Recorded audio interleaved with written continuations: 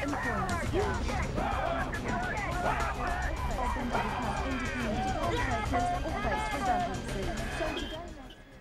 ora Aotearoa, good evening and welcome to the Union Report, where we review the news week through the lens of industrial disputes with union leaders, commentators and politicians. Joining me tonight to discuss events is the Issues Director for the Greens, former Alliance Party leader and Cabinet Minister Laila Harre, and the CTU Māori Vice President, the legendary Sid Keepa. Welcome to you both. Coming up tonight, Issue 1. How significant a step between Māoridom and the union movement was the Tauranga Hui last month? Issue 2, solid energy jobs on the line. What should government do to protect them? Issue 3, how does publishing national standards online help parents make decisions? Plus, we'll wrap with a final thought. But let's start the show with Issue 1. Economist Brian Easton has pointed out in his essay reviewing the 30-year history of neoliberalism in New Zealand that the left have to create an alternative economic argument that goes beyond the right's failed free market version. Easton argues that we have to come up with unique New Zealand solutions to our economic malaise, and that the new relationship forged last month between the union movement and Māoridom at the historic CTU iwi relationship Hui could be that very unique New Zealand solution. Sid,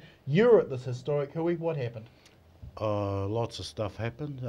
We had a pretty good showing of the iwi te iwi Māori. I'd like to say that it's between te iwi Māori and the trade union movement.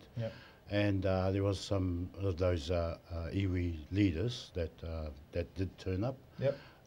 Some of the good stuff that came out of it was the fact that we passed a resolution on the assets, not selling the assets, and we more or less supported the water hui they had in Ngāruawāhia, what resolutions that come out of there. And the other thing that, the other resolution that was passed there was the relationship itself.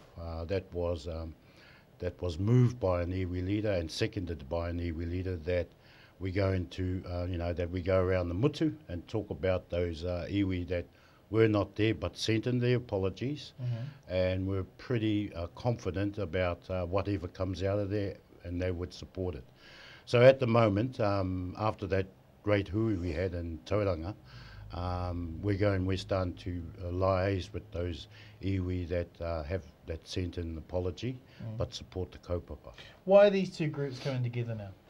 Well, 27% of our youth are unemployed. Māori have quite a big economic value in this country. I think it's something like 39 billion. And the fact that they were movers and shakers in the AFCO dispute. We've been pushing on with this relationship for the last 2 years, and in fact it was the AFCO dispute that got it really going and had some momentum for us. So that's the reality, and it's about what we can do together to try and stop this crusade to the bottom of the ladder. And when you look at those stats, it's Māori and Pacific Islanders that that are in those areas. So that's the sort of stuff that we'd like to have a relationship on. Laila, how important do you think the Tallies AFCO dispute was? I mean, we didn't see any movement at all from that from that company in terms of any of the demands that the meat workers were putting forward until the iwi leaders got involved, and then suddenly a complete change in tone from them. Why do you think this kind of economic muscle is making a move now? Well, I think the AFCO dispute was potentially a real watershed in terms of some new organising approaches for unions. I mean, it was a question of economic clout. When Māori leaders became sort of absorbed the impact this was having in their own communities, and then went to the company with their economic power to withhold stock from the works, we got movement. So, I mean, there is, it seems to me, enormous potential among Māoridom, both as workers and as controllers of capital, to have an influence on the corporate world and to make it a better place for workers to work. Also, I think that a lot of the discussion about Māori development over the last decade or two has been in the social sort of service area, with Māori being seen as clients of various social service providers. The solution through economic development hasn't really been discussed at a grassroots level. And I think this is the beginning of that discussion. It seems to me that there's a huge potential for Māori as owners of economic resources, as workers, and also as unemployed people, to look at how you bring those factors together and involve unions and business in that discussion. And that was, you know, probably the big shift that happened at the end of the AFCO's dispute. Why do you think it's taken so long for the union movement and Māoridom to sit down and actually start talking these issues out? Well, I don't think it's been for want of trying by the unions. And I know that certainly in industries like forestry, for a very long time, unions, including Sid's union first and my old union, the NDU, had been trying to engage with Māori over the crisis in forestry, the opportunities that existed for Māori as landowners, as workers, as potential investors in the industry. Big issues like health and safety, you know, the method of contracting in the forests, all of which there should be a really big Māori interest in. And unions have been going to iwi for a long time saying engage on this issue. And somehow those iwi groups were aligning themselves more, I think, to the corporate stakeholders in the industry than to the worker stakeholders, and perhaps there's been a shift in that. Right. Sid, what is the most important thing? It is people, it is people, it is people. For that Māori proverb to be valued, don't Māori iwi need to start redefining Māori capitalism? I agree. You know, I mean, when some, I'm not saying all of them, particularly those iwi with iwi people with a corporate background, when they say it is people, it is people, it is people, really it is money, and it is muddy. So what they got to define here, what is the investment? And the investment, as far as we are concerned, and which was saying loudly at that hui, is the people, is the people. And it's the people that you got to are the biggest investment in Māoridom. Of course, I mean, we look at things like kaitiakitanga, which is guardianship for your mokopuna and the mokopuna that's going to come after you. So all that, you got to put all that together, you know, rather than look at it from a money perspective. So what does Māori capitalism, how do you think it should be redefined in the 21st century? Well, it should be, as I said, it should be about the people. You know, if you're going to be true to that phase, if those people that say that, then it's got to be about the people. That's your biggest investment. It's not about the money, it's about the people. Do you think, Laila, that the economic recession is creating new ways of different groups learning to work with each other? Well, I'd like to say yes, but actually the recession or the depression of the 80s and 90s decimated Māori communities, and people didn't find ways of working together through that period.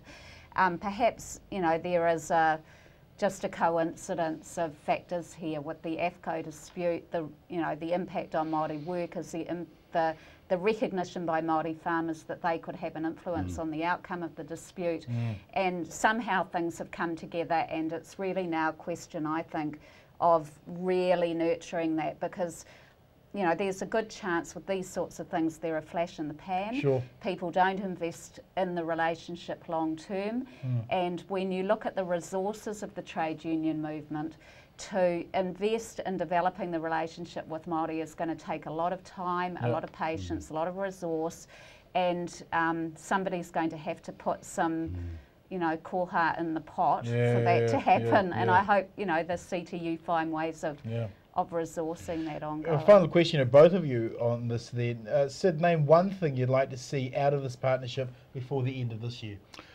Well, I'd like us to try and get as many iwi on board as possible. I've been invited to different iwi to have a kōrero with them about, particularly about, you know, give them a report back on the hui, that particularly those ones that didn't come, but support the kaupapa. I've also been asked to go to a trust board meeting, which includes about 12 iwi, and give them a report on the hui we had in Tauranga. So, all going well. Let's hope that this time next year, or before the election anyway, that we could have some sort of, you know, something going. between, that have those things. What would you like to see out of this partnership before the end of the year, Laila? Well, I think it would be good to see people defining some potential industries to really focus in. Forestry seems to be a logical one. There are some major economic issues, but there are some big workplace issues. I mean, if we could cut deaths and injury in the forestry industry dramatically through a partnership between Māori and unions, wouldn't that deliver something to New Zealand? Yeah, absolutely. Thank you, panel. Moving on with issue 2, solid energy jobs on the line. TY Point jobs on the line. What should government do to protect them? Laila, a lot of debate this week about how active a government should be in the economy. What should Key be doing right now to save these jobs? Well, they should be giving an instruction to Solid Energy not to close the mines or reduce employment in the existing coal mines that are under threat. They should look seriously at the EPMU's proposal for an investment that would enable the Spring Creek mine to continue, and for investment in Huntly that would enable, proper ventilation and so on, so that mining could continue there. The concept of closing existing coal mines at the expense of hundreds of jobs, I think is grossly irresponsible in this environment. On the other hand, they shouldn't be looking at solutions that involve new coal mines. And they certainly shouldn't be looking at open cast mining on conservation land, which unfortunately both Stephen Joyce and the EPMU seem to see as a solution here. To destroy a unique ecosystem, a unique environment, rather than to look at alternative employment. Do we have a double standard here? When it comes to the private lives of beneficiaries, this government cannot get in there fast enough in terms of having some sort of overbearing and sort of activity with that person. When it comes to the economy, the government seems to be as completely hands-off as possible. Why is it that when it comes to personal lives, the government want to be there? When it comes to managing the economy, laissez-faire? Well, I don't think that they are hands-off. Actually, they are promoting certain types of development and certain types of investment. The problem with those is A, they don't produce jobs, and B, they are often environmentally destructive. So it's not that this government has no ideas on the economy, it has bad ideas on the economy, and they're not job-rich ideas. And, the idea seems to be to develop opportunities for New Zealanders to go to Australia, which, we're doing in ever-increasing numbers, and that's their solution. So government says there is nothing to be done and that we are a global economy. How do our workers compete with workers who charge less with very few labour protections? Quite easy, put a tariff on. But I mean, the bottom line is it's the dollar. I agree with what the green policy is on the economic. I don't think a global economy has done anything for this country. In fact, I think it's put more people out of work than it should be. I mean, we got manufacturing plants closing down everywhere, and Laila touched on the forestry industry. In that wood sector of our union, we've had hundreds of jobs that have been closed out. We got all our logs. The biggest, one of the biggest, exports last year was logs, unprocessed logs, and that's what we call the global economy. While they're here, shutting down manufacturing jobs that could be processing them here. The other thing is that we should be looking at things that should be good for us here. One of the things, and again, it's a green policy, about building 20,000 houses. That would create some work. Laila, the Greens are being politically brave by breaking with monetary orthodoxy. What do you think the dangers of doing nothing are? I mean, a lot of criticism this week against Russell Norman for suggesting quantitative easing. But surely if we don't do anything and just allow the currency to fluctuate wildly while other central banks are printing money like there's no tomorrow, aren't we the only mugs playing the game when no one else is? I think, it's not actually, the Greens and Russell Norman this week haven't challenged economic orthodoxy. They're proposing that New Zealand return to a more mainstream approach to monetary policy management. And what's been proposed, I think, is very important to kind of lock and load, and that is that where effectively you're creating credit, it is for the purpose of investing in the rebuild of Christchurch. and in some offshore assets to sort of protect New Zealand against various, shifts. Yeah. And so this is completely mainstream economics, and in fact, Stephen Joyce and Bill English and John Key are increasingly on the other side of the debate, aren't they, on this? And the effect of that is showing in our job and growth figures. And New Zealand's been doing worse than the OECD in the last 3 years for creating jobs, and we are doing half as well as the rest of the OECD on average in producing growth. Yeah. So this is a government that says it wants growth, and yet it's achieving less than half the normal growth of the OECD through its current policies. Every exporter is saying that the big problem is the high value of the New Zealand dollar, and that is what has to be managed down, and there are clear tools for doing that, including the proposal called quantitative easing, which enables money to be generated here and invested here, and will create more money flow, which brings the value of the dollar down. Is it a simple transition or a simple debate between having jobs and creating jobs here in New Zealand and cheaper iPhones? Is that really where it comes down to? Is it more consumer culture, or do we want a better economic sovereignty base? That's right, and of course if you reduce the value of the dollar, you will increase the price of imports, unless of course some of those margins are worked to the consumer's favour instead of the importer's favour. Sure. So the National Party's only employment policy at the moment seems to be making flights to Australia cheaper.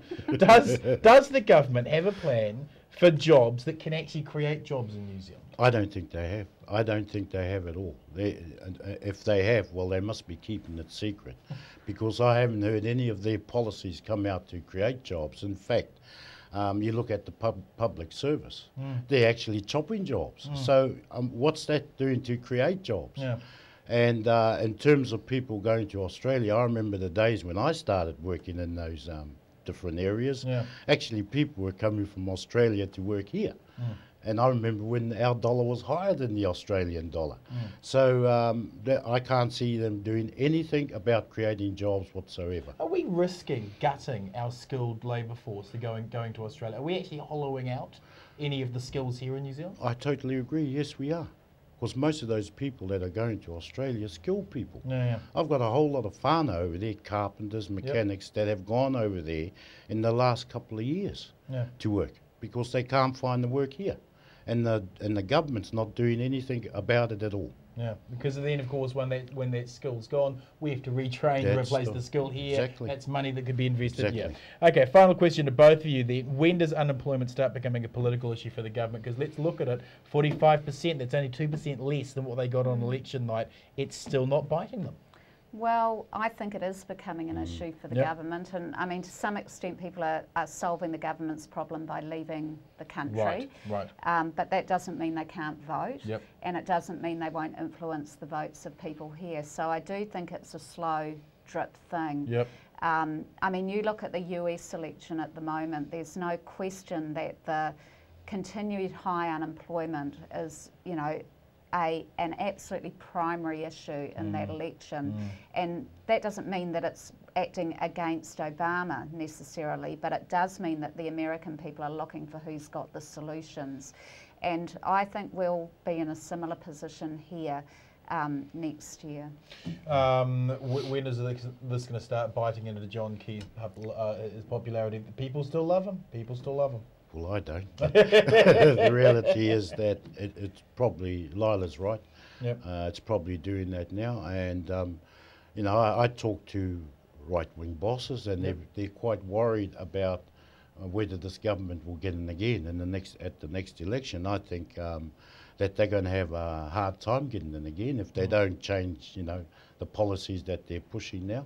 So I think, they could be on a downward slide. And I think that unemployment will probably get higher rather than lower. Thank you, panel. Moving on with issue 3. How does publishing flawed national standards online help parents make decisions? Sid, we've now found out that these standards are statistically so damaged that they're actually worthless. What is the point in ranking schools when the data is so terribly flawed?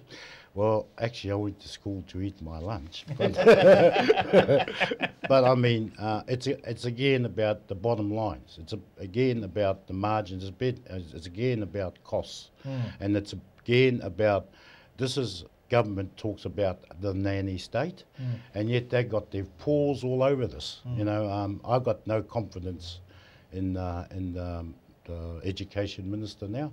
I think she's doing a rubbish job, quite frankly. Do you think for those schools in Christchurch that have relied on the schools to be the centre of the community at this time, you know, a terrible time during the quake, that it's a kick in the guts to be told that they might be closed down using data that's actually turned out to be completely flawed, as John Campbell pointed out last week? Yeah, I agree. I mean, you know, those particularly taking some kids that have been going to that school all that time and say, and you got to look at the areas as well. You got the working class areas, and you got the sort of middle to upper class areas. They want to bring those two schools together. So, you know, I don't think there's a bit of a, you know, a partnership there as far as I'm concerned. But the reality is, what would that do if they close down those schools that they're so used to? What would that do for their education? You know? Laila, larger classroom sizes, Christchurch school closures, flawed national standards, charter schools using unqualified teachers. Is there anything in education that Hiki Parata can touch that doesn't burst into a fireball? Why have they lost the grip on education? Well, there seems to be a view out there that the government's got some sort of plan on education that they're trying to promote. And I mean, as an innocent bystander, I can't figure out what that plan could possibly be. I mean, there is a fear, I think, that there's a sort of opening up of a whole potential privatisation process of the education system.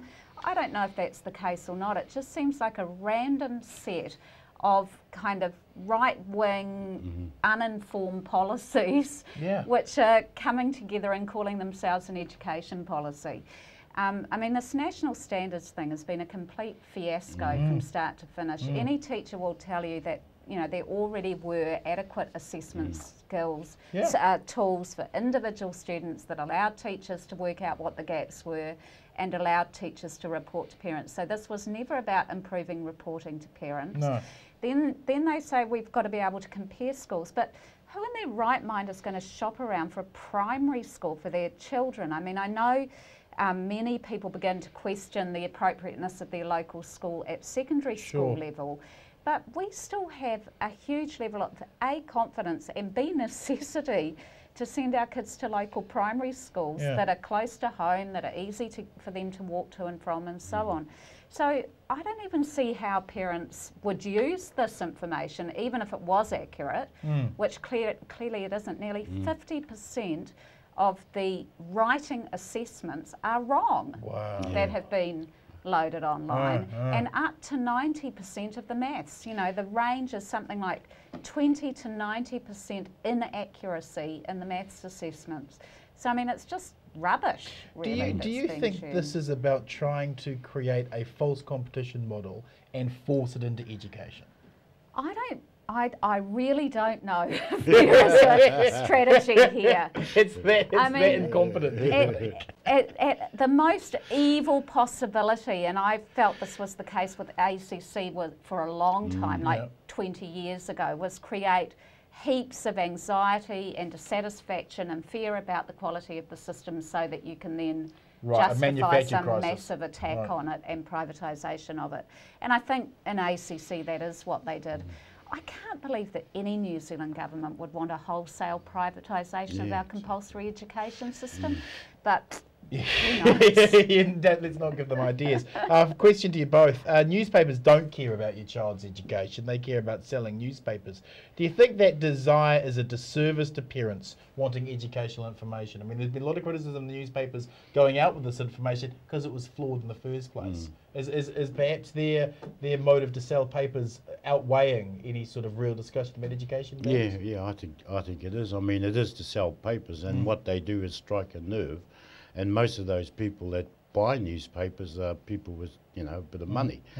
You don't find those people on the bread line going out and buying papers. So all the newspapers are aiming at is that group of people. And obviously, you know, you just read some of the letters to the editor, you know, about how they love John Key, you know. So most of the people that do buy those newspapers are the peoples that they're kowtowing to the newspapers. Metro's biggest selling issue of the year is the one where they rank the schools. I mean, isn't this just playing into a fairly large middle-class neuroses about education?